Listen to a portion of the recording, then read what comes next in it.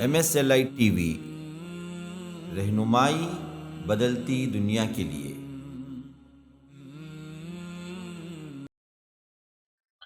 الحمد للہ کفا وسلام علی عباده الذین اصطفى اما بعد عن ابی ہریرہ رضی اللہ تعالی عنہ قال قال رسول اللہ صلی اللہ علیہ وسلم اتدرون ما المفلس قالوا المفلس فینا من لا درہم له ولا متاع الحدیث۔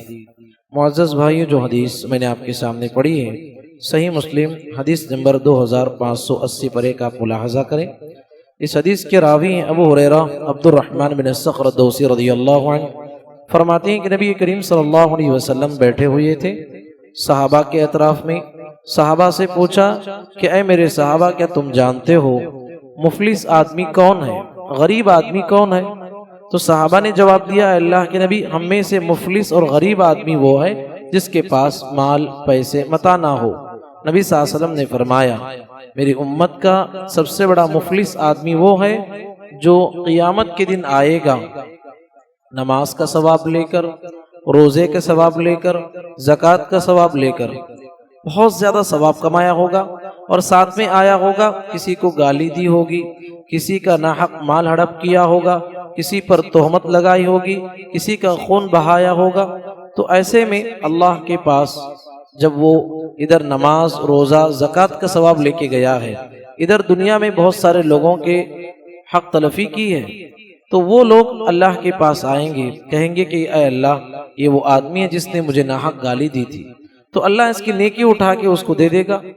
اسی طریقے سے ایک آدمی آئے گا، کہے گا کہ اس نے ناحق میرا مال ہڑپ کیا، اس کی نیکی اٹھا کے دے دی جائے گی۔ اس طریقے سے جو ہے آنے والے لوگ بہت سارے ہوں گے، یہاں تک کہ حدیث میں آتا ہے اس کی نیکیاں ہی ختم ہو جائیں گی، اور ان کے گناہ اس کے سر پہ ڈال کر اسے اٹھا کے جہنم میں پھینک دیا جائے گا۔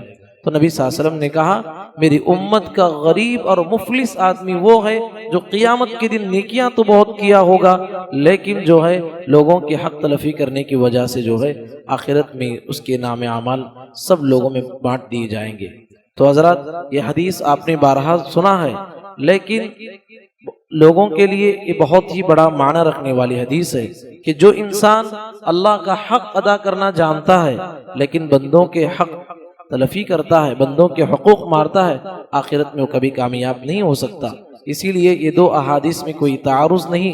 نبی صلی اللہ علیہ وسلم نے فرمایا، اول ما یحاسب به العبد یوم القیامت الصلاۃ، قیامت کے دن سب سے پہلا سوال بندے سے جو کیا جائے گا وہ نماز کے تعلق سے ہے۔ اور ایک حدیث میں نبی صلی اللہ علیہ وسلم نے فرمایا، اول ما یحاسب به العبد یوم القیامت الدماء، قیامت کے دن پہلا سوال بندے سے کسی کا ناحق کبھی کوئی قتل کیا ہے، خون بہایا ہے، اس کے بارے میں ہوگا۔